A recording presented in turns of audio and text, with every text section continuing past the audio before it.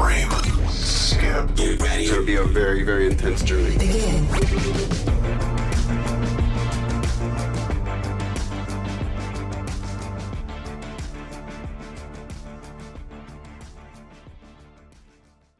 What's going on, everyone, and welcome to episode 168. God, I hope that's right, of the Frame Skip podcast. I think it is. I just checked a minute ago, and I'm pretty sure that's the correct number, but here we are. I am Andie Eller, and doing a one-on-one first podcast in 3 months. Seth Slakehouse. What's going on, Seth? Hey, buddy. I sure do love doing this podcast with you every week. I don't know. Isn't it great? Isn't it great Yeah. every Tuesday or Wednesday or whatever it was? Never missed. No. So yeah, it's been a while.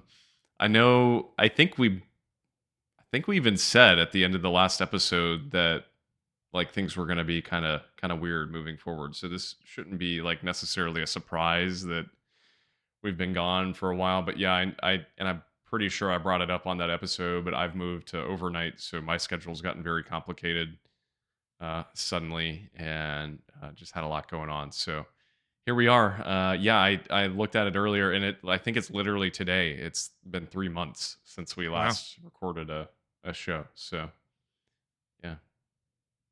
So I'm sure you can see it in my background. It's just something that infuriates me. Yeah. This sword, right? It's a Final Fantasy 16 sword. Yeah. This sword is level. I know it's level because I've checked it 4 times. My room is not level, so you can see that is a problem, and I don't feel like fixing it, because in order to fix it, I'm gonna have to make it not level, and I don't want to do that. So Why don't you just level your room? Stays. I didn't think. You didn't think about that one? You didn't think No. about like maybe just picking up the corner a little bit, something like that? Yeah. Well, because like that's just the way it goes when you live in a 110-year-old house. It's like the house was built level, but then it slowly sinks and sags, and Right. everything's a nightmare, and the whole thing needs renovated. So I don't know. Well, I'm not going to look at that the whole time. And after you've mentioned that, I'm just going to ignore that the entire time I'm looking at your camera. Because if I didn't mention it, at some point, either you or someone else would be like, "You're that thing is not level." Yeah. I'm like, yes, it is. It is level with the earth. It's not level with my house. Well, that's all that matters. That's all that matters. Yeah. So, well, what's going on, man? It's you and I have seen each other a few times since we last recorded. So it's not like we've totally vacated our friendship, any of us. George and Coach are not here, but of course we still talk with them too. Vacated. Yeah, but there's been a lot going on this past few months, I think, kind of for all of us. Yeah. Yeah. You came up, and I got married in Lancaster, Pennsylvania. What'd you think of Lancaster? It was Or nice. Southern Pennsylvania in general? It was nice. We had a great time. I had never been to that part of Pennsylvania before, so Andie and I really enjoyed seeing everything there, and neither of us had seen Amish people before. We got that full experience. Yeah, dude. Got some Shady Maple in there at one point. So, and I told my boss about that, and she's from that area. And Oh, really? So she was talking to me quite a bit about Shady Maple and how they used to go all the time when she was younger. So that seems like a true establishment. Yeah, it's a lot. Because it is I don't know if it's just the country, or maybe it's the world's largest smorgasbord. So you go there and you're like, holy crap. Yeah. But I don't know. It's good food, I thought. Even because I feel like a lot of times buffet food is just not up to the standards of like a restaurant. Yeah. But I think Shady Maple's pretty good. I think it was really good, and price wise, it was like pretty affordable for a buffet. I mean, for quote unquote the largest smorgasbord or buffet in the country. I mean, it's like maybe $18-19 for whatever we paid. So Yeah. Pretty impressive. But yeah, we had a good time. Yeah, of course. I think the wedding went okay. I think I've gotten a lot of compliments on it from everybody else. For me, it was a real pain. Like I was getting really annoyed and stressed out during the wedding because the photographer took forever to do anything. We were super late. Yeah. But then we went to Florida for the honeymoon, and that was pretty good. Caitlin and I both decided though, like separately, that I think the next time we go down, we're just gonna do Universal. 'Cause we've seen so much of Disney, you know. Yeah. So this is, So I mean, primarily a video game podcast. I don't think I asked you this when we were talking the other day. Did you go to the Mario World? no, no. Okay. So we didn't do Epic Universe because we didn't actually go to the Universal parks for the like the rides. We went to the Okay. Halloween Horror Nights, which is at Universal Studios, which is one of the theme I see. parks. And that was crazy, dude. The Halloween Horror Nights was like one of the craziest things I've ever seen because they turned the whole park into like a haunted attraction. So there's just like props everywhere and projections everywhere. And the one part of the park gets turned into like this horrifying forest with like cat humanoid people popping out, and it's nuts because Universal Studios, of course, was originally built as like a backlot type of attraction where you can see how the movies Yeah. are made and whatnot. So they have like a lot of really good looking props. And dude, the one Fallout haunted, they also had 13 haunted houses that you could go to. That's Um, awesome. and the one was a Fallout haunted house, of course, and they had full size power armors in there. Of like they were like walking towards you, and like these That's massive crazy. rad roaches. And Caitlin swears there was like a giant serpent in the Fallout one, and I do not remember this at all. Um, I think she's crazy, but they had actors in these haunted houses that looked identical to the people in the show. So, the the girl from the Fallout show, you know, she's like a normal brunette girl with Yeah. like the big eyes and whatnot, Right. and they found girls that looked exactly like her to put in these haunted houses, which I thought was really impressive and crazy. Wow. Yeah, it looked So really cool. yeah, I looked it up after you and I talked about it, and it looks pretty sweet. It's amazing what some of those, like, not just there, but just haunted houses in general. Like, there's this one near us that's really popular called Netherworld, mm, and it's a really well known haunted house across the southeast. And I, we did a story on it recently at work, and I found out that they have, like, I think it's like a couple hundred actors there on one night, yeah, basically. It's just amazing, and all these, of course, like high quality set pieces and stuff, and a lot of work goes into like those high end haunted houses like that people yeah. don't think about. Well, dude, the girls for Caitlin's bachelorette party went to Field of Screams, and that one's like a really well known haunted Yeah, house too. Um, and that one's pretty crazy. There's like 5 attractions with a hayride and stuff. And I don't know. I love Halloween. I love haunted houses. Unfortunately, that season's over. You know, yeah, today I got to go it's out and gone. yeah, I got to go out and take all the Halloween decorations down because with like Christmas, I think you can get away with having those decorations out for like a while, but for Halloween, you feel stupid. Yeah, You know, I got a bunch of like ghosts and stuff in my front yard. I'm like, I gotta get them out of here, man. I feel It's too like much now. I feel like once you're about where we are, which is November 5th, like, Yeah, 5 or 6 days in, probably need to bring them down. yeah. But you're It's right, time. like Christmas. I'm one of the people that doesn't really mind if they stay up past New Year's. I know some people find offense in that for some reason. I don't really think that matters too much, but Oh. um For me, the Christmas decorations and the tree, they stay up until like mid or late January. I'm yeah. like, let's enjoy this a little Yeah. bit. No reason. Absolutely. It's the winter season. Yeah, yeah, exactly. Now, do you and So Andy do a tree and stuff? so we usually do every year, I think, since we've been together and lived in the same place. When I first moved in with her, I think there might have been 1 year early on we didn't. But every year we have, until freaking last year, we got our new cat, Hmm. and he was, I guess, at Christmas time last year, he would have been 8 months old. We put up our tree, and the dude would not stop freaking climbing the thing. Like, he would literally go inside it and go to the very top over and over and Yep. over again. And to the point where, like, we have this artificial tree, the limbs kept like bending because he was Hmm. stepping all over them. So it got to like maybe December. I probably put it up first week of December. It got to maybe December 15th or something. And I was like, you know what? I'm done. And I took it down. So we're going to, Andy's convinced that like we're never gonna put a tree up again. But like I love Christmas too much to not attempt a second time. So Yeah. we're gonna try it again this year. We're gonna see what happens. Hopefully he's learned from his freaking chaos of last year. If not, I guess it's coming back down. I don't know. You could always try like some like I don't know citrus spray or something. Cats apparently hate the smell of citrus. Yeah. So if you spray the tree, and then I mean it smells great for us. So if you spray the tree in like I don't know orange citrus spray or something, he Yeah. might not get in it. But my dad used to get these like massive 20-foot trees. I mean, you see my dad's living room, like the ceiling's super high. Yeah. And when I was a kid, these trees would go all the way to the ceiling in his living room. They were like 25 feet, Jeez. something like that.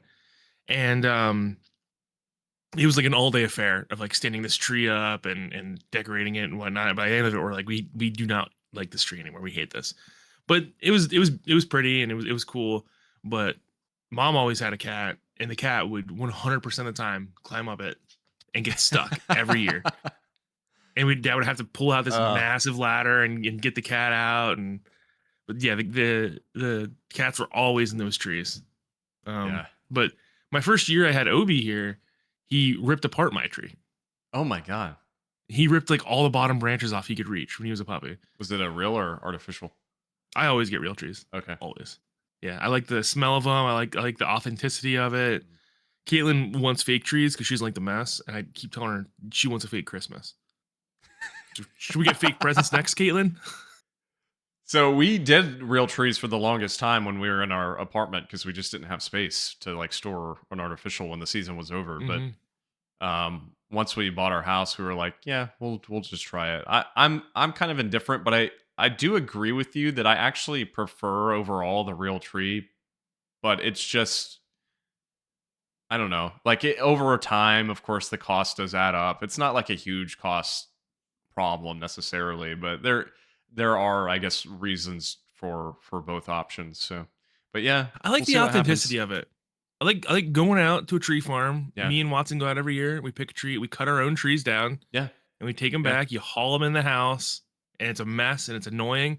But there's something authentic about it. Yeah. You know, it's not. It's easy. a good tradition, and I like that.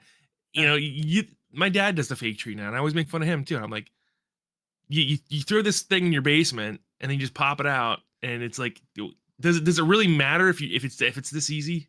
right? And like, I want the tree sap in my hands. Get some challenge. I like the way the needles stab me, you know? Mm-hmm. Yeah. And then when it's all said and done, it's like, yes, that is a good Christmas tree. It looks half as good as the fake one, but it's a good Christmas tree. And, you know, depending on how early you get it, you know, there's a fire hazard at the end of the season. So that's a little thrilling as well. 100%. Yeah. I always wanted the train set that goes around the Christmas tree. You ever see them? Yes, dude. I wanted one of those so bad. Man. Yeah. Maybe I need to buy one. I'm an adult. Yeah, I can buy it. Yeah. There you go. Adult money. That's how we spend things. I'm looking forward to Christmas though. I'm not the biggest Thanksgiving fan, so like the time between Halloween and Thanksgiving, it's just I don't know. It's just not a thing for me. But like the second Thanksgiving is over, that's when it's go time. Absolutely. I say at this point in time, we can just skip Thanksgiving. Let's make Christmas 2 months long. Because like all the stores just there's no Thanksgiving season for like the stores, right? They immediately swap over to Christmas after Halloween. Right. What we all like turkey for one day a year? Come on, let's be honest. You can make turkey anytime you want. You don't. That's right. Yep. That's right. I do make a pretty decent turkey, but it's not worth it. You have to put so much work into it to make it taste good. It takes so long, and it can easily go wrong. When I take steak or chicken out, I throw that bad boy in the air fryer, and it's good, right? Maybe a little bit of seasoning. With a turkey, I gotta pull this thing out every 30 minutes and like baste it, and I gotta stuff like lemon and butter into it and all the seasoning, and it's you gotta do so much to try and make this bullshit bird taste good. Just make some chicken or something. Look, you know? I'm sorry. I don't know where you stand on this. I'm sure some people out there will take offense, but like, my God, ham is such a superior meat for like 100%. a Thanksgiving or Christmas gathering. Like, it's not even close. Ham. No, I do ham on Christmas. I do ham on Christmas every time, but I will do a turkey on Thanksgiving if people are coming over. And but again, it's the tradition of it. It's not like I want to eat turkey. It's like you got to do a turkey on Thanksgiving. It's just what Yeah. you do. Yeah. So, yeah. Well, there's your holiday conversation to kick off the show. um, it's been and we can talk about games and stuff here in a minute, but yeah, it's been a busy few months for me. Um, you know, switching to this overnight thing has been kind of interesting. I've never worked overnight before, so it's been an adjustment, certainly. Oh yeah. Mentally, it's been a little challenging for me. I feel like physically, it actually hasn't been too bad.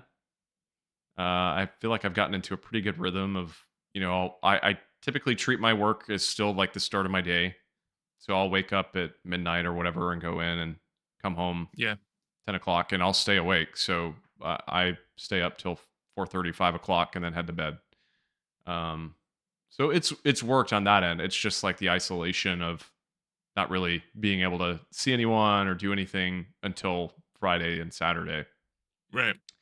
is a little challenging, but it hasn't been it hasn't been all negative. I mean, what I'm doing at work now, I'm really enjoying, so that's at least a positive. But it's also given me time. Like the one thing I've really pumped a lot of time and energy into over the past 3 months is the gym, which I've just never like. The gym has never clicked with me. Like ever since I was a kid, all throughout high school and into college, it was just never something that I could figure out in my mind of like, how do I even do this? How do I make this a regular thing and take care of myself? But when I got the word that I was going to be switching to this role, I just sat there and I was like, okay, I've got to do this. I've got all this time in the afternoons when I come home and late mornings. I have literally nothing else to do. I can't see Andie. I can't hang out with friends. Like there's just nothing else. I could come home every day and play video games, but at some point, like I know mentally for me, that's not going to go over too well. Right. So I've really spent this past 3 months learning like fitness for the first time in my life. I know that's like a crazy statement, but I hired a personal trainer and I see him usually once or twice a week. And I've just been going hard. It's been really enjoyable. So I'm finally at a point now. I usually go 4 or 5 days a week. I'm at a point now where I'm like finally starting to see like some physical changes, like looking at my arms and seeing like, oh, that looks different than I remember it looking. So like things like that, I'm actually seeing some progress and feeling stronger at the gym, being able to step up in weight. Awesome. So that I think now that I'm actually gaining some steam, it is going to be really rewarding for me. So I'm enjoying Yeah. it, but that's kind of No, been that's my great, buddy. big focus. But yeah, that's great. And the cool thing is about like going to the gym and working out is that once you build those muscle fibers, they'll like shrink when you stop going to the gym and whatnot, but they come back super fast. Like Yeah. you can always reactivate them in a few weeks. And yeah, that's awesome, man. I need to get back going to the gym. I haven't been going to the gym in a couple of years now. Yeah. But yeah, that's great. It's good to always good to take care of yourself. You gotta Yeah. take care of yourself. It's Yeah. important. So So it's been a good time. It's been a good time, Good. but that's kind of all that's been going on with me. Not a whole lot else. So and do you have coworkers overnight that you can like talk to, or is it do. literally just like you? no, Okay. so that's the positive is like when I'm at work, there are typically 3 or 4 people there with me and like, doing the same stuff. So I work a desk job basically. So we're all together like at desks in proximity and we're chatting throughout the morning. So that is at least a positive. It's not like I'm getting zero socialization and the people Right. I work with are super nice and I get along with super well. So yeah, it's not all bad. It's just been a bit of a life adjustment. So it's been different is really the way to put it. So the one thing I'm trying to navigate though is like early on I was really reliant on Celsius energy drinks, which is like one of the lower Yeah. the lower tier, but it's still like 220 milligrams of Mhm. of caffeine in one drink, which is what, like 2 or 3 cups of coffee. And I've been trying to like slowly kind of pull myself off of those as much as I can. So that's the hardest thing right now. I mean, I don't know. The people say energy drinks are like really bad for you, but I think doesn't that kind of go more towards like the high sugar ones? I don't really I see think so. like the one thing I will say is that whatever is in Celsius, because I have a whole fridge full of Celsius right now, actually, and I don't drink it. Something about it makes me very sick. I don't know what it Interesting. is, but when I drink Celsius in the morning, I feel awful, like absolutely terrible. And I drink a lot of energy drinks. I drink Yeah. energy drinks like every day, which I need to stop. It's not good for me, but um, it's kind of like, I don't know. People drink coffee all day, every day, Yeah. right? True. And I don't know. People like frown upon energy drinks, and I just don't see that much of a difference. Yeah, well, I Personally, think I don't it's know. like what's the chemical that's in energy drinks that everyone's always Taurine? taurine. I don't know a whole lot about it, to be honest, but I know that's some of the concern is like the Yeah. health impacts of taurine. But um, it hasn't. I mean, I drink maybe 2 or 3 Celsius a week, so it's not like I'm drinking a ton, but I don't like it necessarily. Hmm. But I've always been the kind of person, like, even when I drink coffee, the most I'll drink is 2 cups. Um, and I may do that, once every week or two. So typically, if I'm drinking coffee, it's like once a day I'll drink a cup, but I don't go much past that. So problem is, I need the energy in the morning. So Yeah. Yeah. um, Night shift is rough, man. It yeah, really is. I mean, you gotta keep yourself awake, and yeah, it's hard. It takes a lot out of you. People don't realize it. yeah. It's pretty brutal. And then having a spouse that works a normal shift Hmm. definitely makes it a little more challenging because it's like you never see that person or really don't have time with that person during the week. So that's been the other challenge for us. But we're making it. So it's it's a process. But point being, I feel like I'm in a groove, which is good. Like I don't feel Yeah. like I'm in this like roller coaster that I can't step off of. I at least feel like I've got this routine down, which is good. Yeah. So we're getting there. Yeah. But That's awesome. yeah, so that's kind of, I guess, what's been going on with us the past couple months. So we can kind of, unless you have anything else you want to bring up, Seth, we can kind of dive into what we've been playing, what we've been watching and doing No, no, go for it. recently. So, well, Go why don't for you it. go ahead? What have you Okay. been up to, game wise or movie wise, whatever you want to talk about? Um. So because it was the spooky season, Halloween. Me and Caitlin are big fans of Halloween, like we talked about. We've been watching a lot of movies. Me and her watched the entire Harry Potter series again this past Halloween. Started that when we were in Disney World, just every night watching Harry Potter when we got back. And dude, I love those movies. Have you watched all the Harry Potter movies? I have, but Seen? it's been a really long time. Andy and I were just talking about this the other day about how I don't remember them that well, so I Yeah, need to rewatch they're them. so good. I mean, I think they get better up until the fourth movie, and then from the fourth movie on, they kind of step down in quality because, and it's not the movie's fault. The movies are all done expertly. They're done really well. It's the story. The story has to start coming towards a conclusion after that the middle point. Right. So it kind of gets pigeonholed, and instead of being part of like the magical world of Harry Potter, it becomes more about like this war against Voldemort after Hmm. the fourth movie. So um yeah, me and her watched all of them and had a great time, loved them, and then just trying to watch the year's Halloween movies. We watched that movie, they called it 11 or something like that. It's about the people that run Strange. I Um think I remember what you're talking about. I can't think of the name though. yeah, it's like weapons. That's what it's called, weapons. And then it has people that are like running Naruto running on the Yeah. front of the cover. Yeah. We watched that. That was really good.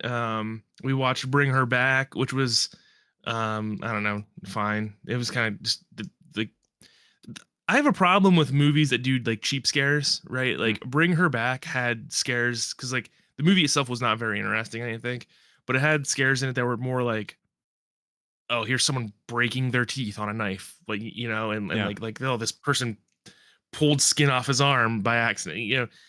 That movie kind of sucked, I thought. And then I watched Together with. Have you seen the previews for this one? I have.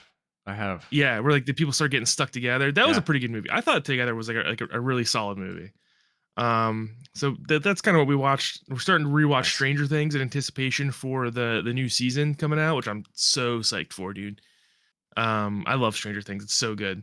And every time we watch it, I'm like, oh man, this is because it's filmed right around your area, right? It is not far at Yeah. all. In fact, the mall that is in season 3, right? I think Yeah. it's 3. Is about 10 minutes for me. So It's so cool. it's a mall that was actually closed maybe 10 years ago, so it's been empty for a Mhm. long time, but it was a massive mall here like in the 80s and 90s.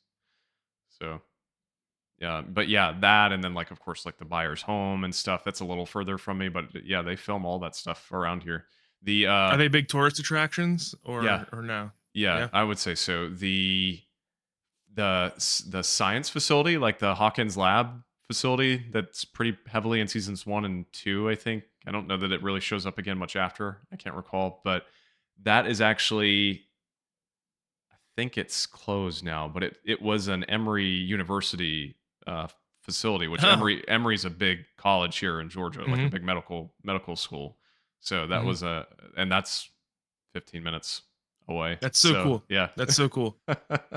Yeah, that's awesome. Every time Yeah. we're watching it, we're like, oh yeah, it's probably right near Austin's house or something Yeah. like that, you know. So yeah, rewatching Stranger Things, and that's a classic, man. It's crazy because Netflix puts out so much garbage, but they had like something super special early on with like Stranger Things and House of Cards, and then they just like, whatever, I screw know. it, we'll make anything. It's crazy. Well, and the fact that the quality's held in that show, I mean, I know it's been Yeah. several years since the last season, but I don't think there's really been a bad season of that show at all. Mm-mm. I couldn't think of one. I mean, they've all been great. I loved all the seasons. That last one There was so was good. there was one bad part. I I know think it what was you're in gonna say. season 3, right? And it's where 11 goes off on her own to like Yep. Pittsburgh or wherever the hell it Yep. was. And they clearly saw the reaction to that and we're like, all right, we are just going to cut that storyline off Yeah. and never go back to that whatsoever. Yeah. But yeah. Dude, And I did you love know that that show. in that last season, Hopper gets the Conan the Barbarian sword? No, I don't think I noticed that. Yeah. So that when he's fighting the Demigorgon, that's a Mhm. Conan the Barbarian sword that he gets from Interesting. of course the what was it 80s who's came out, Yeah. but Yeah. yeah. So we've been having a good time watching that and getting into the Halloween spirit. And then I have fallen back in love with the Digimon games. Well, just Time Stranger really, but it's so similar to Cyber Sleuth and Hacker's Memory that it might as well be part of the same games. Um, and that dude, Time Strangers is so good. It is everything that was good about Hacker's Memory and Cyber Sleuth, and then they improved upon the story because the story was like the weakest part of those games. Yeah. It's like I think in Hacker's Memory specifically, I was like, all right, you know what? I'm just gonna start skipping through. There's just like 30 minutes of like dialogue boxes of nonsense that like badly translated story. And in Time Stranger, that is not the case. The story is pretty serviceable. I wouldn't call it like a one of the greats, but it's definitely a good story to carry along the gameplay. And Caitlin has been watching me play that, and then watching the Digimon anime in the background as well, and it's a good time, dude. She loves Digimon too because it was like a spin-off of the Tamagotchi series, which she's in love with, and Right. yeah, we've been really getting into that. And just right before we were on the call, I was sitting here grinding out Digimon because I don't know if you remember in the previous games, you couldn't just like do a straight Digivolution like you could in like Pokemon, for instance. Like you got to de-digivolve to improve like their Yeah. stats and stuff, and then like train them before they can go to the next stage and whatnot. I vaguely remember Um, this. so Which does make I'm sense in sorry. the context of the game or of the show Mhm. and story. So yeah, I really want to play that new one. I never beat what was the first one called again? Cyber Sleuth. Cyber Sleuth. I never beat Cyber Sleuth, but I got pretty far in it, and then I never played the Hacker's Memory one. But I love what I played of Cyber Sleuth. I mean, I probably played 20, 25 hours and really, really enjoyed it. So this new one looks excellent, like graphically too, and everything they're doing. It looks really Yeah, good. they did it a lot. I will say, now, and I'm surprised I haven't seen more people talk about this. there's big Shadow of War energy in this game, which is like, I'm sorry, you can hear Opie bark in the background. He's mad at something outside. There is a lot of slow progression in this game, and you know how you can speed that up by buying a pack that has a bunch of dungeons that you can just farm out like EXP and gold and materials. And I'm like, oh, that's kind of lame. You know, now it's not too expensive, but in my opinion, I played a lot of RPGs, you know, and I can feel the fact that like the normal progression is very slow, and that I would not want to like de-digivolve and re-digivolve as much if I didn't have like the outer dungeons packs. I'm like, man, that's kind of shitty, because it was not that way in Cyber Sleuth. In Cyber Sleuth, it was it felt like really balanced. But in this one, I feel like they intentionally put like a stop to slow you down. And I'm like, I don't know if I like that. I'm surprised more people aren't talking about it, but we've probably become so used to stuff like that in the last 10 years that people just don't care anymore. I think you're right, sadly. Which is totally frustrating, because it's like, this is a single player RPG. So yeah. But I do still want to play it at some point. I'm sure it'll be on sale pretty cheap soon enough. So are you playing on PS5? No, I played on PC because I brought my Steam Deck down to Florida with me. That's where How's I it on playing Steam Deck? Oh, it's great. I mean, it Awesome. runs at like a solid 30 frames per second, which, you know, is totally serviceable for a portable console, in my opinion. And then I actually have been loving this game so much that I wanted to play in my living room, so I drilled a hole through my wall with a power drill, did some demolition just so I could run my HDMI cord from my PC to my living room TV, which I wanted to do that forever, and I just never got around to it. So now what I do is I just leave my PC in Steam Big Picture mode, and have my DualSense paired with my PC, and I just go in the living room and I turn my controller and it's right there. So it actually is very convenient, because all these years I've been searching for like a Steam Link app or something on the TV, and it never gets you the full experience, right? It never gets you the crisp graphics. It never gets you like the input latency, and you want that kind of experience when you're playing on PC. So this is just like it's hardwired right to my TV through my wall. Nice. So that's awesome. Then the only other game I've been playing lately that is Pokemon Legends ZA. I know we're gonna talk about Pokemon a lot here later, but I don't know, man. I don't get it. I don't see the love for the game. I know it's been more of a controversial Pokemon game.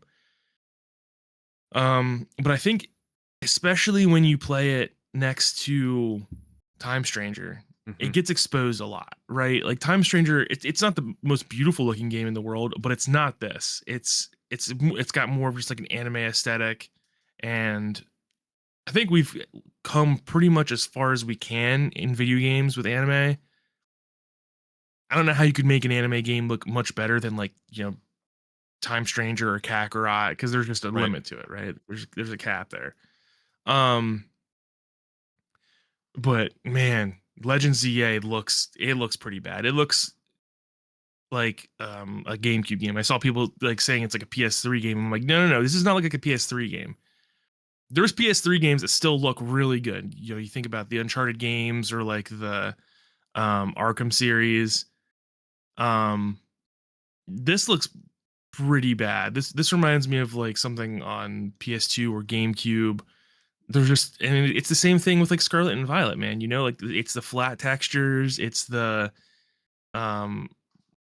weird animations, the no voice acting, and I don't know. It's still the Pokemon formula, right? But it feels very soulless. It feels weird because you're not exploring.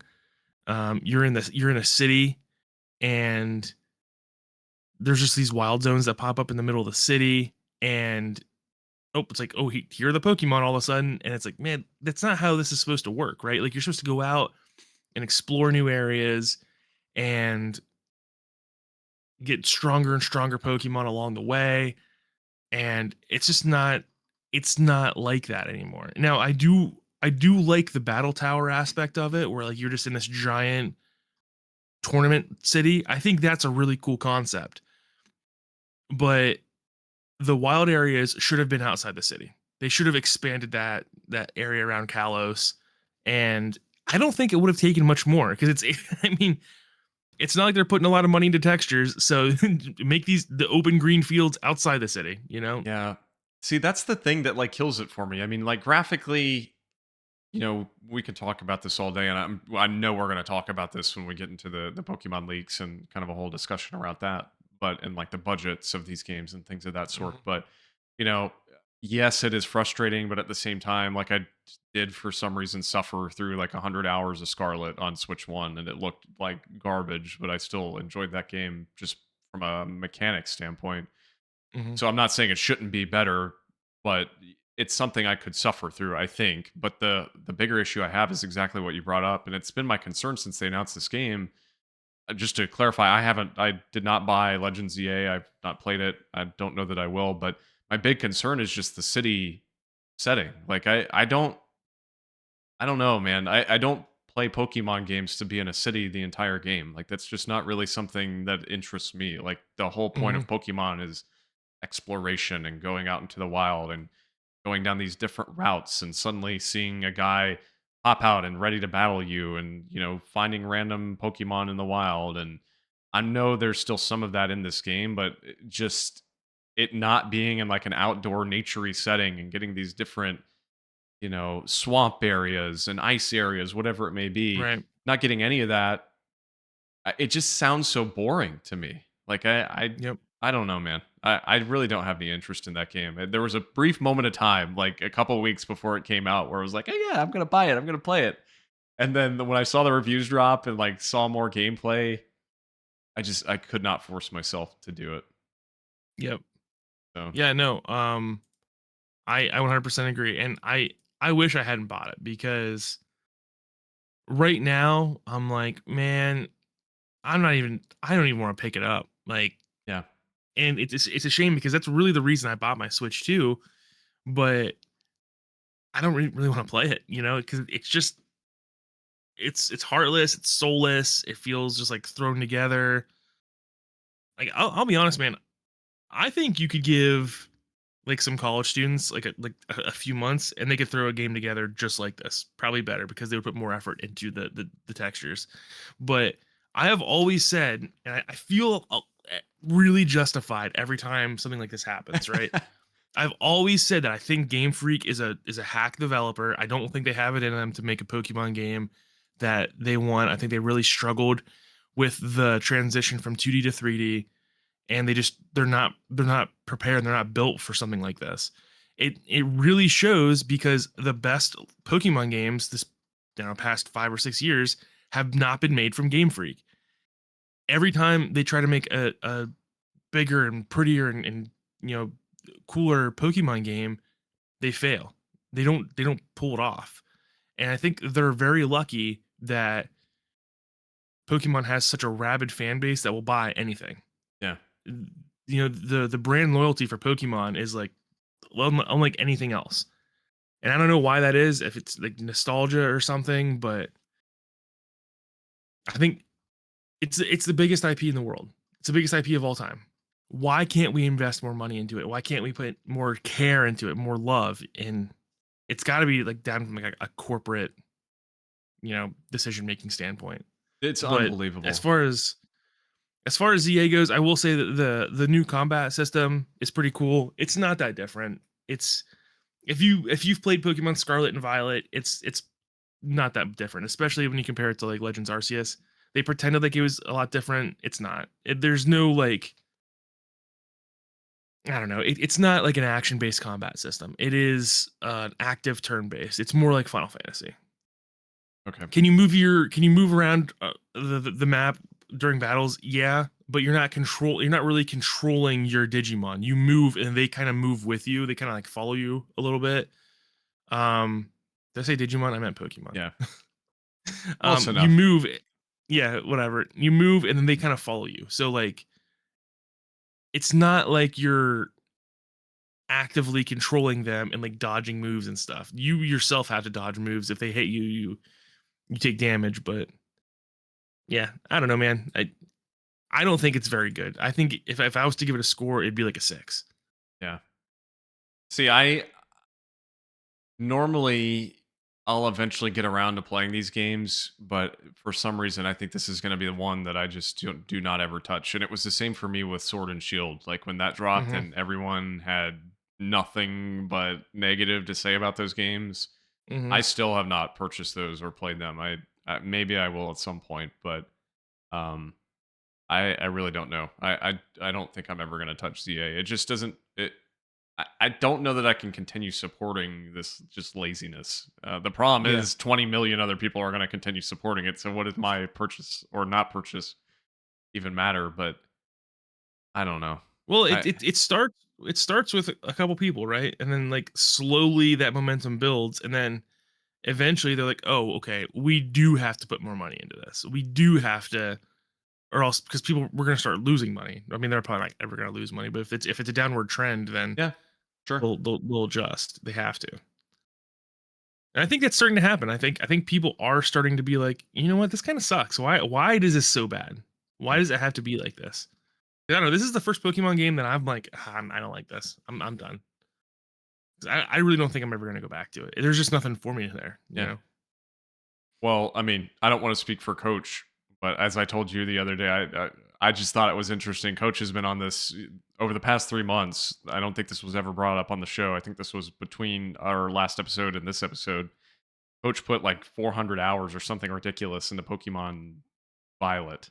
He suddenly Hmm. started playing it and like crammed so many hours into it and loved that game and bought ZA when it dropped. And all I know is that he's told me is that he played like a few hours and just stopped and is suddenly now playing Monster Hunter Stories instead, which I just Yeah. find anecdotally interesting. I mean, he may love the game and just wanted to jump off of it, but as a guy that like just pumped all that time into Scarlet and Violet and adored it, um, to see him, be excited for this new game and then immediately bounce off of it, I just found that fascinating. So, um, but yeah, we'll talk more about Pokemon in general in a little bit here. Anything else? Is that kind of the big stuff? No.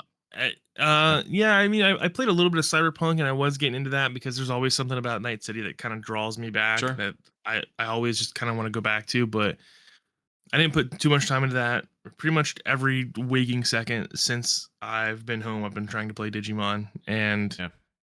I can see myself putting over 100 hours into it, and then starting next year, dude, I'm back on the Kaseki games. We got the big one, Trails from the Horizon, coming out in the United States, which I'm really excited for. So So is that like I'm all about it. a new arc? I guess is what they would call it. I think this is the end of the Daybreak arc. Okay. So there's Daybreak 1, Daybreak 2, and then Horizon, which is going to be like from what I understand, sort of like the beginning of the end for the main story of all these series. So the finale, I think, is Interesting. starting, Okay. but who knows? Yeah. Very good. When does that drop? January, I think. Okay. So it's pretty soon. You can get caught up. You can do it. You can play all 12 games. Yeah. If I got 1,500 hours to spare over the next Yeah. 2 months. Yeah. Oh my god. So, well, I've been playing a few things here and there. I went on kind of a Resident Evil kick after Nice. I guess it was after 9 was announced earlier in the summer. I eventually started playing 8, and I may have been playing it, but I don't think I beat it last episode. Played through all of Village and played the Shadows of Rose DLC for Village. I freaking love that game. Played about half of it on Steam Deck and was really impressed at how well that ran. Um, you can get it like on high settings. There's a bunch of recommendations online, like on the Proton DB, like this Steam Deck kind of recommended settings site, where you can get it running like on high settings at 40 frames per second, which I was pretty impressed I've by. seen this. Yeah. So Are you on the Steam Deck subreddit? I am. Yeah. And I keep up with all the big games Yeah. through there, and it's pretty impressive how you can get some of these modern games running on that thing. It's honestly, I love that thing so much. I know Yeah. I talked about this on the show already at some point, but I've spent a lot of time with Steam Deck over the past few months. I overall, like if I'm comparing the two handheld devices I purchased this year, which is the Steam Deck and Switch 2, like it's without a doubt the Steam Deck is like such a better piece of hardware for me. Hmm. I just love it in every way, and I think it's of course partially my situation of having the super high end PC that I can instantly swap back and forth between the two. I'm sure it's not quite as compelling, like if you don't have as good of a PC that maybe can't run modern games, or even if you don't have a PC at all. But having both, having that tandem set, it's just unbelievable, like how well it works together, and the hardware is so impressive. Like I said, I mean, being able to play Village, I played it again about half on Steam Deck, half on my PC. It's extraordinarily impressive how well that game runs on Steam Deck. So I played through that. Absolutely adored that game. It's got some serious Resident Evil 4 vibes. Like it's not super scary except for one part with like these dolls, which everyone always brings up when they talk about that game, and it's true. That part is horrifying. But the rest of the game is very like Resident Evil 4 action creepiness, but not necessarily horror. Um, so I got through that and was so just I don't know, in such a good mood after playing that game. Like I love that game so much that I immediately jumped into the Resident Evil 4 remake. Like within an hour of me beating 8, I just immediately went to 4. Hell yeah. And I was one of those people before the 4 remake dropped that said like I didn't quite understand why they were doing this. I felt like the original 4 was fine. It still held up pretty well because I had played it relatively recently over the past few years. Um, so getting around to it finally now and playing the 4 remake, I could not like stress how wrong I was about that statement. The 4 remake Nice. is absolutely stellar. I mean, it's such an upgrade in every single way. It's a freaking beautiful game. Um, Seriously impressive how that game looks and just like the lighting and everything they've done to the game and the controls and the parry system. Um, is really well done. And of course, like changing up the aiming now where you're finally able to aim while you move, which was not a thing in the original 4 or 5 for that matter. Yeah, that always Um, bugged me. yeah, I mean that's a huge game changer. So I pumped so much time into that game and then immediately played the Ada Wong Separate Ways DLC, which was in the original 4, but it was a DLC in the remake where you play as her and kind of get her side story throughout the game, see her viewpoint compared to Leon's. I adored that game. It's honestly, um, aside from maybe Persona 3 Reload, that's probably the best game I've played overall this year, just from like a quality Nice. standpoint. So I would highly recommend that game, and especially because 9 is coming out and no one's saying it, but it's basically already been confirmed that Leon's going to be kind of the main character in that game, aside from Grace. Uh, Yeah, I was gonna say I thought the main character was that blonde girl that we saw in the trailer. yeah, so the rumor and the leaks have kind of backed this up is that it's going to be a duo type game like Claire Hmm, and Leon in Resident Evil 2. So you'll gotcha. play as her part of the game and then Leon the other part.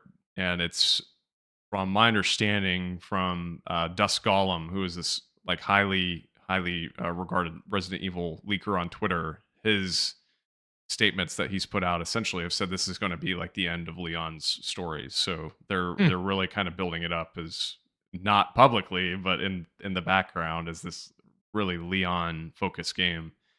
But it has actually been confirmed he's going to be in the game. The PlayStation Store accidentally confirmed that in a listing for the game. It said like something about a costume for a huh, pre-order bonus, and it said like extra wow. costume for Leon. So,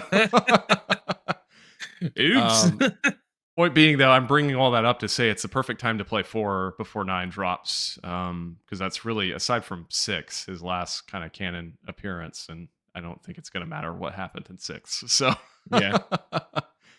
Um, love those games. Really enjoyed them. I figured I'd go on a Resident Evil break though after playing those. I do want to go back and play the one remake soon, but in the interim, just to stop for a little bit, I started up Monster Hunter Stories. Nice. And so I guess I've been on just like a Capcom kick is what I've been on. So Yeah. uh, with 3 coming out, you and I talked about this the other day, but 3 looks just incredible. Yeah. It What they're does. doing with 3, I hope that game turns out as good as it looks because it really looks like a high-end RPG this time around, unlike 1 and 2, which are a little more, Pokemon-esque. Mhm. 3 looks like a full-on, Final Fantasy Tales type game, which Yep. is really impressive. So I never beat Monster Hunter Stories 1 or 2, so I decided to jump in, and I'm about 15 hours in on Stories 1, the remaster for Switch, and I'm really enjoying it. I mean, it's simple. There's not a whole lot to it, but the story's really good the further you get. I was pretty impressed by that. Early on I was like, there's not a whole lot going on here, but there's actually some really cool stuff they do with the story, and I'm looking forward to playing more. So kind of where I'm at. It took me Nice. forever to even want to do it though. And the reason is this damn Switch 2, and I don't know if you want to talk about this at all, but the ergonomics of this thing Oh yeah. are horrendous. Yeah.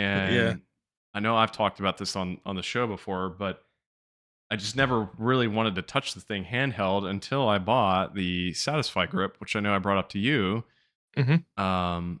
And this has totally changed handheld mode for me. So I've really been playing a ton of Monster Hunter Stories handheld. It makes it feel more like a Steam Deck and far more comfortable.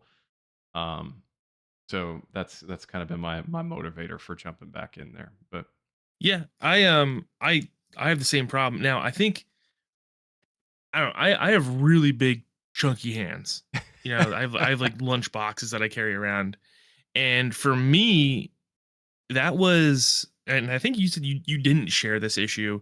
For me, that was a big issue on the original Switch. Was that like I didn't feel like I could get like a good grip comfortably. And in fact, like this muscle right here on my hand would constantly get like really tired from holding the Switch because I didn't I couldn't get a hold of it in a comfortable way. And I think the issue with the Switch 2 is that it's much bigger and heavier, mhm. and when it that exacerbates the problem. Um and it just is not a fun experience to No, hold this thing and play it because it's got the triggers which stick out, but there's nothing below them. It's just flat. So there's nothing for your hands to like hold the weight. You're just using like the claw grip of your fingers yeah, to pull the switch in and hold it. And that's not how modern that I mean that's ever since what like the PS2 or no, even before like the PS1 even had like an ergonomic grip to the controller. And I have no idea why Nintendo thought that was the way the Joy-Cons should be set up because there's no reason and I don't think that they couldn't make the Joy-Cons thicker with and rounded. right. I, there's There's nothing in not. my mind that sticks out that would say that like, they couldn't have done that other Yeah, than I don't know cost, but it it's a weird design. I think it's a weird design choice, especially when like you go back and forth from like the Steam Deck or like the PS Portal, which are like extremely comfortable to hold in your hands because there's more for your hands to grab onto and there's more of places to distribute the weight in your fingers. And then you grab the Switch and it's like holding I don't know a piece of cardboard or something. right. And but yeah, It's like you just you're. you can't Yeah, I mean, yeah, you just have to use the strength of your fingers to hold it up, and it's just not a comfortable experience to play. Um, dude, I can't even imagine so kids with this thing. Like, if this is a well, problem for 2 grown adults, like, I can't even imagine how comfortable at all this is for children. and that's why that's kind of what I'm wondering is that like, is it a problem because of the size of our hands? Is it easier for kids Mm. to hold on to it because they have smaller hands? And I don't know. Well, Um, that would make sense, actually, because admittedly, like, my biggest problem holding this thing, the left I mean, the overall grip I hate, but the left grip with the left Joy-Con isn't too bad. The problem I have is when I'm holding it, like, getting down here to get to the right stick, like, I have yeah, to bend my thumb so freaking far, it's like I'm yeah, breaking my thumb in half to use the right camera anytime I wanna use it. yeah. So maybe that's not as big of a problem for kids. You could be right, because if I they don't have smaller I hands, don't they know. could reach it better. I don't know. All I know is that that thing sucks to hold and it's not fun to play, especially portable. So just like you, I did end up buying a grip. It's not the same grip you have, but it's pretty similar. It looks pretty similar.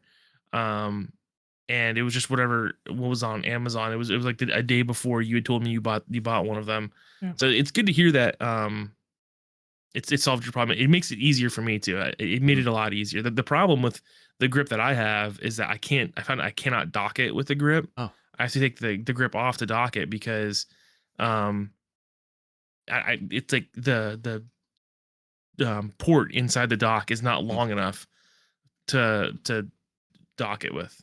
So I have to So take it off. the Satisfy grip, you can. So you Mm. you can dock it with it on, and there's actually on the back, the way they designed it, they specifically put like a slot here Uh at the bottom. So I guess when you put it in, it doesn't actually hit like the thicker part at the top, so it can fit right in the dock, which is nice. my So other my more concern, because like you can always buy a grip or something. My biggest issue with the Switch 2, and this infuriates me, and you're the one that actually told me about it, is that the dock scratches the screen. And I am so annoyed that Nintendo didn't fix this problem, because I knew it was a problem with the original Switch. it was. So I was and I'd forgotten about it until you told me about it with the Switch 2, because I'm like very careful with my electronics. I take really good care of my stuff. And I sat down on the couch one day, and I the light hit my screen, and I noticed there's like all these like tiny scratches across my screen. And I'm like, what the hell happened here? I've only had this thing for like at this point like 2 weeks or something. And then you had told me, yeah, that when you slide it into the dock, that plastic scratches the screen. And this is like an issue that I thought we solved with screens eons ago, right? Like there's Right. that famous Steve Jobs story where they switched the screen on the iPhone because the keys in people's pockets scratched it. Yep. And it's like you definitely could have made like tempered glass or something so that it didn't scratch the screen. Now, I got a screen protector and it's fine, but then my problem is that I shouldn't have had to, because Right. plastic scratches the fucking Switch screen. Well, and Plastic should not scratch it. it's not like it's even that, you had your Switch out and your keys scratched it. It's that you were literally Yeah. using the Switch as it was intended, putting it into the Yeah. dock that is a first party dock that comes with the freaking device. That's Yeah. just absurd. And again, like you mentioned, it's a problem. This is not the first time this has happened. Like, this Right. was a problem when Switch 1 dropped, and they just, I guess, are ignoring the situation. I don't know. Um, but yeah, for me, after I bought my Switch 1, like the first thing I did on Switch 2 was put a screen protector on it. Like I literally took it out of the box and immediately put a screen protector on it. I was like, I'm not doing this again. I am not dealing with these damn scratches on my screen. So, Yeah, that's um, smart. but I guess, I could be wrong, but I'm assuming what's happening here, and I know this was the case with Switch 1, is they use like a plastic coating instead of a glass coating. So that's why it It's scratches crazy. so easy, because plastic scratches significantly easier than glass. So Yeah. And thankfully I caught it before it became too much of a problem, right? Like I can only see the scratches when the light hits it at a certain angle. But again, I feel like we should not have had to put screen protectors on our Switch to prevent it from the dock itself scratching them. And the yeah, fact that it's called a Switch because you can switch from handheld right. to a console experience. It's crazy. It's crazy. Yeah. So, um, yeah, I just to talk briefly a little more about Switch 2, way early on, a few months back, I think I was often talking on the show about how down I was on the device and how much I really was not enjoying it, and how I was really regretting purchasing it.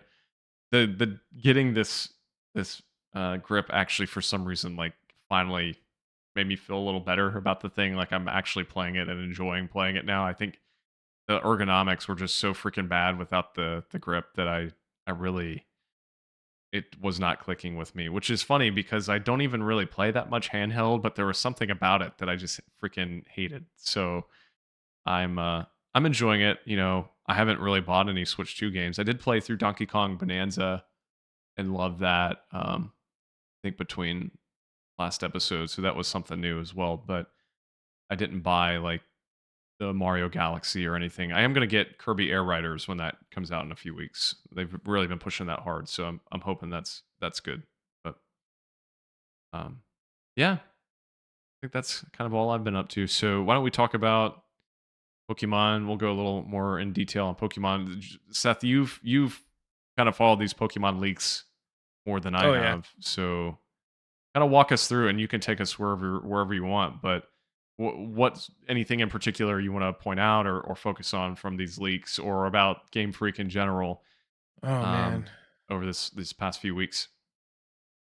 So the thing is that the Pokemon Company has been very silent for a long time.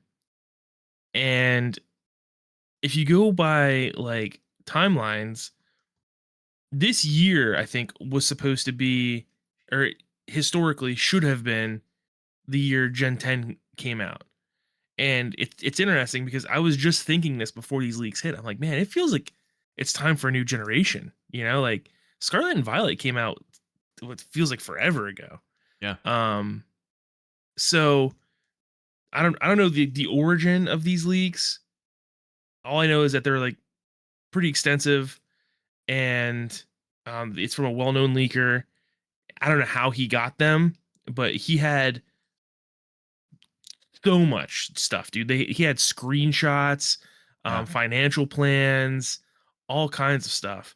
And I'll just go over some of the biggest leaks here.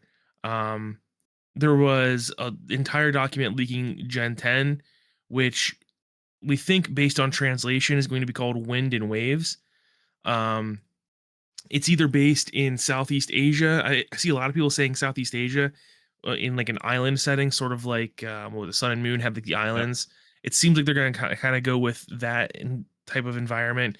The other thing I've seen is that people think it might be like a Greek environment, because I know there was an interesting. earlier leak that pointed towards it being more Greek.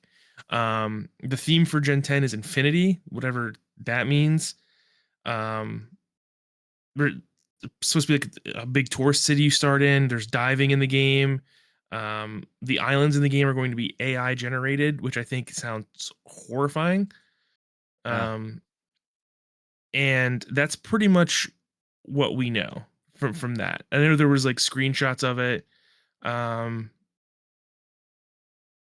I don't know. Yeah, it says here on the game post that it's being set in Indonesia or Southeast Asia and directly contradicts earlier reports that the region is based on Greece. So maybe they changed the region at some point, or maybe that there was just a translation error.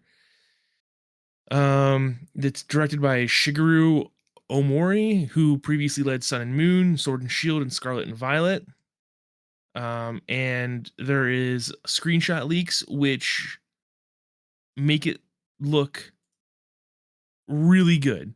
I'm not convinced that the game is yeah. actually going to look this good. But if you look at the one screenshot, there's like dynamic lighting and what appears to be ray tracing. Um, and I don't believe that it's gonna look that good. I have a hard time Dude, believing that the game's gonna look that no, good. I don't either. I mean, I feel like that's got to be like some marketing like Yeah. imagery or something. But I just wanted to point out the AI thing, just to go back to that, the AI islands. I mean, we've already got this studio that cuts corners any way possible and puts out hmm these games that look like they're 20 years older than they actually are. And now we're going to throw hmm AI into the mix. Like, yeah, Yeah. that's certainly not going to go wrong. Yeah. I agree. I think it's gonna be terrible. Yeah. There is a new graphics engine, which sounds interesting. Here I'll read from the game post here. They have a nice summary of the legendary Pokemon. It says the documents also reveal early details about the game's box legendaries referred to as the Storm Pokemon and Wave Pokemon. Both reportedly live on an isolated island and possess the power to guide humans and Pokemon using wind and waves, respectively. Each only accepts humans who have properly raised the mysterious seed Pokemon. So I don't know. There's like a partner Pokemon you get, sort of like Yeah. Pikachu in Pokemon Yellow, that you have to raise. They've also played with that in the Sword and Shield DLC, where you got like a little fighting guy. I forget his name. Hmm. Um, Yeah, and there appears to be some sort of mechanic about these seed Pokemon. It says the seed Pokemon appear to be a new kind of special creature in Generation 10. According to the leak, these are baby Pokemon found in resort areas, unevolved forms that are rarely seen in the wild. No one has ever seen what they evolve into, but when they travel to the island where the legendary Pokemon reside, they begin to evolve. I guess. I don't know. It kind of sound. I mean, who knows? But it sounds like maybe they're trying to do some like a new EV type Pokemon. But who I mean, knows? that would be cool. I would be all about Yeah. that. I do like this. This is one I do like. The new villain group is called the Land Development Team. Um, they're like greedy business people destroying Yeah. the land to Yeah. build money on it and stuff like that. I think that's pretty fun. I like that a lot. Um, yeah, man. So what do you think? I mean, I think this sounds a lot more interesting than Yeah. Scarlet and Violet, to be honest. No, I agree totally. I mean, it at least sounds like they're trying new things with it. Hmm. Um, and I hate the AI usage, but I think the rest of it, like for the most part, sounds pretty promising. Hmm. Um, it's they're not doing like the Gigantamax or the crystallization or whatever it was or mega evolving. Like they're trying this other whatever the seed thing ends up being. Like it at least sounds different than just taking existing Pokemon and changing them in some way. Yeah. So that could be interesting. And I do like the idea of the setting. Like Yeah. I actually I never beat Sun and Moon, but I did like the island setting of Sun and Moon. That Yeah. was That's cool. one of my favorite parts of that game. So And I think having that in like an open world where you're like traveling between the islands mhm. directly, you know, by swimming, it sounds pretty neat. So this is something that I didn't see before that I think is interesting.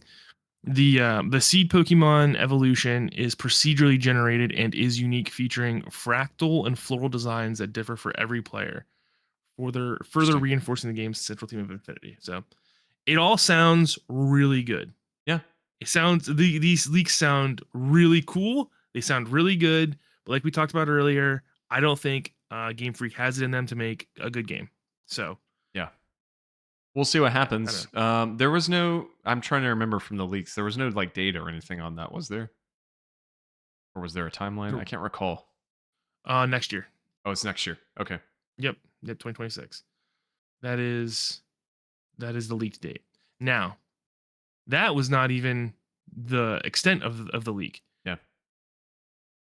There is Legends 3 that got leaked, set in Galar, 1,000 years in the past, and you're going to be making the first Gigantamax Pokeball. Um, that's all we really know from that. I think there was a screenshot that leaked for that. Um, the other one I think is this is so unbelievable that I can't imagine that it even leaked. Was that they're supposed to be making a multi-region remake that will include every region based on Japan and connect them all. Kanto, Johto, Hoenn, Sinnoh, and Kitakami from the Scarlet and Violet DLC. And that's supposed to come out in 2029 or 2031. I can't remember which one that is. That is clearly going to get canceled or like made a lot smaller. There's no way. Dude, there's no freaking way. There's There's no no way way. unless they use them. Unless they were going to use like massive amounts of AI, I Yeah. could see them doing that.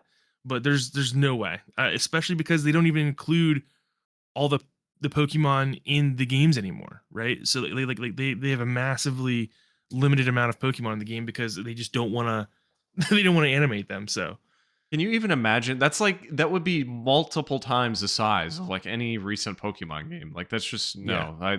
There's no way. it's clearly over ambitious. There's no way. I don't see that ever happening. Um, unless it's like not a 3D Pokemon game.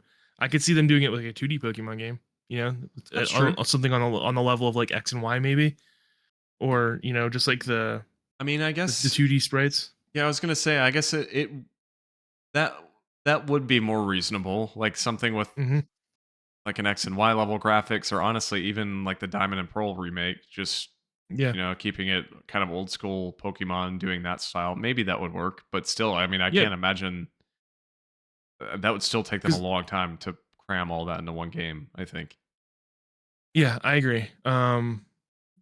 But I think that would be more understandable considering all those games are 2D games, right? Sure. So you could just kind of remake them 1-to-1 in like a Diamond and Pearl style remake and cram them together. I don't know. Yeah. We didn't really get any more information from that. And then Gen 11 is going to be coming in 2030. And the biggest things that leaked for me were the budgets. Yes, I think that's the biggest news that came out of all of this, honestly. Legends ZA had a $13 million budget, which, if people don't understand, is like pennies for a development studio. I don't even understand how they got anything done. And like I looked up, I told you guys before, Final Fantasy VII had a budget of like 39 million, I think, in 1997. I was like 45 million. So the original, okay, so this is what Google Gemini says. Now this is Gemini. Google Gemini says the original Final Fantasy VII had a budget of 45 million and a total budget with including marketing of 80 million. So I'm assuming now that 13 million cannot include marketing. There's no way, because I don't know, man. What do you think about these budgets? Like, I don't even know what to say. I don't know how to start. It's absurd. You and I, we have our private group chat, and we talked about this a lot when these leaks dropped. But this is, again, the highest grossing franchise in history. Yet it has their, hot new title has one of, objectively, I would say probably one of the lowest budgets out there for like what should be a big AAA title. Yeah. I just happened to look up. I was curious just to go back a few years, because this is a third party. The Diamond and Pearl remakes unofficially, so this is not official, but reportedly, and again, those were not Game Freak games. That was from Ilka, which is a third party studio. Their budget for 2 games for Diamond and Pearl remakes was $11 to $13 million, and those are much more simple games than this. So it's crazy. Estimated to be about the same. I mean, who knows, marketing and whatnot, but that's what I'm finding online. You've got all these other games. Hypothetically, let's see. Like, if I look up, down it'll show up, but if I look up Donkey Kong Bonanza, that's another like recent big title. That might not be out until they do their probably not out, statement. but yeah, it's not out. But anyway, point being, I find that so like offensively low for the biggest franchise in history from a revenue standpoint. I mean, that would be like Star Wars, Lucasfilm coming out and making a Star Wars film with a $15 million budget, $20 million budget. Like, what? For people that don't understand, like, this budget is literally 10% of what a modern game's budget is. Yeah. It's nowhere near. And that would be considered like a cheap modern game, right? Like 130 million would be cheap compared to like modern game standards. I think people were like praising Control because Control only took like $70 million to make, and that was like unbelievably low. Sure. So like 130 is pretty low. And I think weren't people saying like Concord was like an absurd amount of money? Yeah. I forget how much Concord made. But it says right here on this website, from Polygon, to put this number into perspective, between 2015 and 2020, 3 of Treyarch's Call of Duty Black Ops games cost between $450 to $700 million to make. Ghost of Tsushima reportedly cost around $70 or $60 million to produce, which is now low compared to games like Horizon Forbidden West, and they spend hundreds of millions to make. My assumption here, and I don't know how you feel about this, about how this is possibly so low, is they started making these Pokemon games back in the late 90s, and the budgets never really grew because they did not want to grow. They were like, all right, well, why should we have to invest more money? Right. We're already making tons of money, right? And I think that's how we get to where we are now. I cannot fathom how this money is being spent and what the working conditions have to be like a Game Freak. We talked about this a couple weeks ago when we were just, streaming, or we weren't streaming, we were just playing Gears of War. Here's Um is that like the pay at Game Freak has to be so low, right? I mean, unless they're, because like the CEO, you gotta imagine, is making $1 million, maybe. I don't know. I can't even begin to understand how this money's distributed at this low amount. yeah, it's just unfathomable. Like I don't know. I'm looking, you and I might be on the same page, but like there's some numbers on this Wikipedia page about some past budgets that I'm looking at now, and I'm like, how is this possible that this, again, Yeah. major new title has such a low budget? Dude, Super Mario Brothers 3, released in 1988 for the NES, adjusted for inflation, admittedly, had a budget of $69 million. It's crazy, right? Dude, what? What? It's crazy. I just it's so frustrating. But the problem is, this totally backs up, and I agree with what you're saying completely. This, to me, portrays this team or studio, I should say, not necessarily team, but the executives at the studio, Game Freak, and the Pokemon company as well, that are reluctant to grow and reluctant to make a higher caliber product. And I hate to be cynical, but I really think the reasoning is because they know they can pump $5 into making this game, and 20 million people are going to buy it. Yep. I mean, I could be totally wrong. Maybe that's not their goal, but it's hard for me to look at these budgets and see what they're doing with these games and not think they're doing this on purpose. Oh, for sure. 100%. It's crazy because there was also that leaked conversation between, or I don't think it was like, I think it was an official report that like, we're not going to be using third party companies anymore. We're not going to be contracting any Pokemon games out because it's too expensive. Yeah. Like, how much money do you guys need actually though? Like that's the crazy thing. Like, you guys they have to be just putting it into a chest. They're not reinvesting it into the games.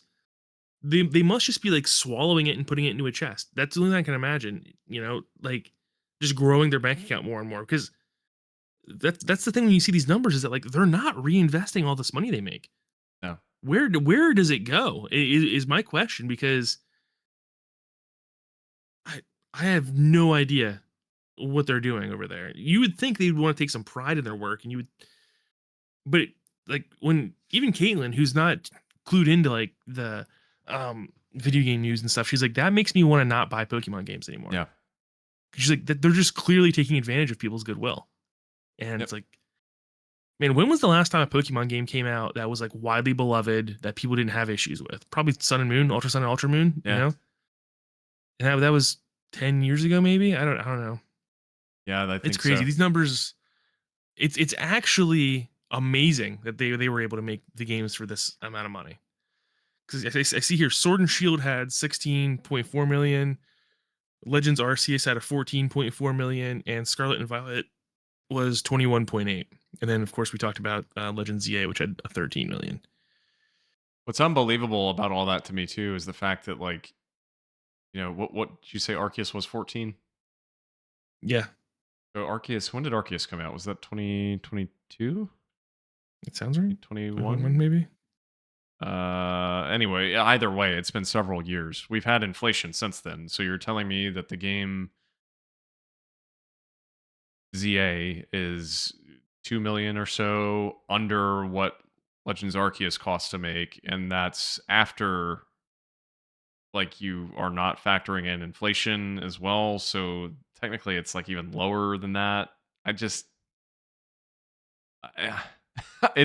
can't comprehend what in the world is going on at this company. Yeah. Um, Yeah, I and agree. like Caitlin told you, I mean, it just absolutely feels like they're taking advantage of people because they know they can and they know they can get away with it. Yep. Um, I really, I'll be honest with you. I want one of these games to bomb. I really do. I know it's not going to happen, but I really want one of these games to bomb so that they can understand that you can't just take advantage of people's goodwill like this. Because we look at Nintendo as like this nice family friendly company that they're the good guys, right? But the second you peel that back and look at them, it's like they're one of the most ruthless, like greedy corporate companies there is, man. They're the ones that are like suing people for everything that yeah, they're worth. And suing, copyright striking yeah, literally anything they possibly can. yeah, it's Yeah, crazy. Like Nintendo are not the good guys here. And I think people get that, like the nostalgia glasses on, and there's those these ideas like these are the good guys. And I understand it, but at the same time it's like, man, Nintendo really does take advantage of people and they treat people badly. And I just looked this up. Miyamoto himself was talking um recently about how, like, oh, it was a recent investor Q&A. He said that costs are rising everywhere, but we do not believe that all products require large costs, which I would agree with. He says, even in the case of video games with current technology, it is possible to create fun games with a small number of developers in a short period of time. We believe it is not. We believe it is important to not lose sight of this perspective. Bigger budgets do not necessarily equate to better ideas, and that is true. I believe that what he's saying is true. Unfortunately, it's like one of those things where you're twisting words, right? Because a bigger budget would help Pokemon a lot. A bigger budget would help that dramatically, because now you can put more right. money into animation, you can put more money into graphical design, you can put more money into, making a place for Pokemon to be that's outside of a city that you wanted to build. And man, I don't know. Well, I don't know what else to say. It's just it's such a shitty amount of money for such a widely beloved franchise that's being mistreated by this company. right. Yeah, I mean, just to go back to the Miyamoto quote, I mean, of course, the thing is, again, to echo you, I don't disagree with what he's saying, but that can't be applied to every situation. I mean, obviously, with the Pokemon Company and with Game Freak, I know you and I would both agree that this game's EA and Scarlet and Violet, yeah, they may have lower budgets, but they also are not particularly well-made video games. So, Right. like, yeah, I'm all for smaller budgets if the game is good and works well off of that smaller budget, but at least these past two have not. So, um, I totally agree with you that the games need larger budgets, they need bigger teams, they need more time developing, which that's the saddest thing in all of this, to be honest with you, at least with ZA specifically, is when they first announced this and when we found out, we weren't going to have a main line for a little while after Scarlet and Violet, I really had my hopes up of, hey, this has been 3 years now, I think, since Mhm. Scarlet and Violet, which is longer than normal for a new Pokemon game. I was thinking, hey, this is going to be great. We're going to have this really great Pokemon game. They've put a ton of time into it. They've really taken the criticism from Scarlet and Violet, spent time working on making sure this game is good, and none of that happened. None of that happened. Um, Yep. they had so much potential here, and I think just mismanagement of funds and mismanagement of this team has just created this echo of a situation. We're back in the same boat as Scarlet and Violet. I mean, maybe not quite as bad, but we're still not in a great spot with that No. franchise. No, and it's crazy, man, because like we talked about earlier, they have nothing to lose. Yep. They have nothing to lose by investing more money into these games because they're still going to be making a ton of money. Like you said, 20 million people are going to buy this game no matter what. And that's just like early numbers. If you made a large, expensive, properly made Pokemon game that included all the things that people wanted, that people have been frustrated about forever, you're going to make your money back. You're going to make a profit no matter what. It may not be as much profit, right? But you're gonna make a ton of profit, and you can do honor to this franchise that honestly put Game Freak on the map and the Pokemon Company and made it the biggest IP in the world. It deserves more. It deserves a proper go. Yep. And it's crazy to me that it's not getting that. I mean, I hope at some point it does. It's just sad to see, like, to see this Yeah. franchise go from what it was when we were kids to whatever it is now. And it's selling more than ever. I mean, it's not like this is a hurting franchise. Yep. So I don't know. And the card game, of course, is very widely successful right now, and licensing from all that goes straight back to the Pokemon Company as well. So What do you think about the card game? Let's switch here. How do you feel about Pokemon cards in 2025? So I've never been the Pokemon card person. I don't even know that I've ever in my life bought a pack. Oh, really? Okay. But so I can't really comment on like the game itself, but what I will say is I find the whole thing of, you know, people rushing into Costco's the second they open and Targets the second they open. I mean, I know this has been going on for a while, but this is really turned into just this like reselling situation and less about actually playing the game. So, Yeah. which I Yeah, don't that's blame my people problem with from it. doing that necessarily, because it's like, well, if you make a profit, you make a profit. But Yep. um, it totally seems like it's just become a transaction and not necessarily about having fun and enjoying what those cards are and what the game is. Yes. That is my biggest problem with it, is that it is not fun anymore. For a while there, especially like around the 151, me and Caitlin were going out and buying packs. Well, we had to like buy boxes. You couldn't just buy individual Yeah. packs of it. Um, of 151, trying to complete the collection, and I love Pokemon cards when I was a kid. It has gotten so scummy now that the resellers and Nintendo's to blame for it too, have sucked all the fun. Or not Nintendo. I don't think they have anything to do with the card game. I think it's more just the Pokemon Company, Yeah. which I don't know. They've sucked all the fun out of it. You know, they could solve this problem. They could just stop releasing new series constantly. They release like 3 a year. Just keep reprinting the same series for a long time, and these resellers are going to be like, all right, well, I Yeah. can't do this anymore, and disappear. But they don't. They continuously make it impossible to get in stores, and it's not fun anymore, man. I mean, it was annoying for a while, but you could still find packs.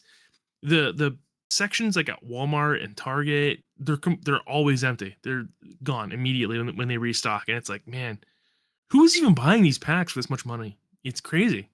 Yeah. The return rate on Pokemon cards is not very much, like considering the luck you have to pull like a really expensive one. I don't know what people are doing with them. Yeah. It's become such a big problem, and I mean, it's obviously a deterrent. Like for me, certainly now, I would never get into it because of everything Yeah. happening with the game. But yeah, I mean, I've on many occasions, like just the other day, I saw somebody post like in one of our like neighbor groups or whatever online, like the next door or like my Ring camera app. I saw someone post something asking like why there was a huge line outside of Costco on a Saturday morning, and someone responded in the comments saying everyone's there for Pokemon cards. Yep. And yeah, and I know it's not necessarily a Pokemon only problem. Like it's become a thing with like figures and various other items as well. It's frustrating. So Dude, that being said, though, I think it is a problem with the Pokemon cards more than any other thing yeah, out there right for now. sure. Like, as someone who collects action figures, it's annoying. The resellers are annoying with action figures, but they don't prevent you from enjoying the hobby. Like, No. the Pokemon resellers actively made me stop buying Pokemon cards when I Yeah. wanted to. I was like, you know what? I would get in the mood once in a while. Like, yeah, I'll rip open a few packs of Pokemon cards, right? And like see what I can get. That's fun. It's like a little gambling thing. But now I don't even bother with it. I see it. I'm like, this is a disgusting habit from adults, and Yeah. it's crazy. But Well, I just wonder what you thought about that. yeah. Been going a while. Anything else you want to hit on? I don't know. I know we had brought up a few other ideas, but that's kind of the big topic I wanted to hit. So Yeah, no, it's good to just get in here and get a podcast in. It's been yeah, a long time. yeah. So I guess for those listening, obviously I didn't even mention this at the top, but this has not been live. So we're recording way early in the day. So this is for the first time in a long time, just a playback that you're hearing rather than us doing a live stream. We may do some of those here and there still, but for now, just kind of expect a podcast whenever it shows up. I don't want to put a schedule on it anymore. We used to do them kind of bi-weekly was how we would handle it, but it's just really hard for me to fit things into my weekend schedule right now, which sadly is the only time that George and Coach can join us. But I think Seth and I are going to get some pods going here on the feed relatively regularly. So kind of stay tuned in for those, and I suppose we'll be around. I never fix the this is a random logistical thing, but I never fix the outro. So it still says like all this stuff about how we're weekly. So I'm just not going to play it. So if you Yeah, man, want to whatever. follow us anywhere, all of our info is in the description. You don't need to hear the outro at this point. So on social media or whatever, you can go find all that in the podcast description. But I guess that'll do it. So yeah, it was good talking with you, Seth. Good to You too, buddy. put one of these things together again, and I'm sure we'll be back again soon. Absolutely. All right, man. We will stop it there. Very good.